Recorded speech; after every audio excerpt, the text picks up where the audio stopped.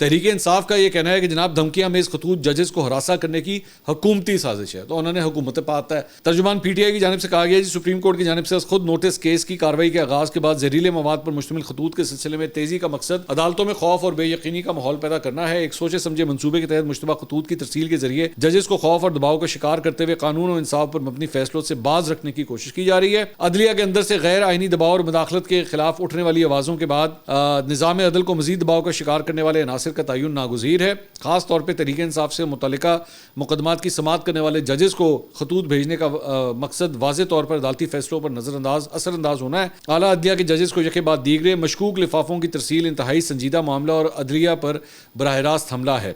मामले की फौरी और जामे तहकीकात करते हुए अदलिया पर हमला आवर अनासिर को जल्द अज जल्द कानून की गिरफ्त में लाया जाए। धमकियां में इस खतूत के सिलसिले के तनाजुर में आला अदलिया के तमाम जजेस और उनके अहल खाना का तहफ़्फ़ुज़ और सलामती यकीनी बनाने के लिए इक़दामात किए जाएँ।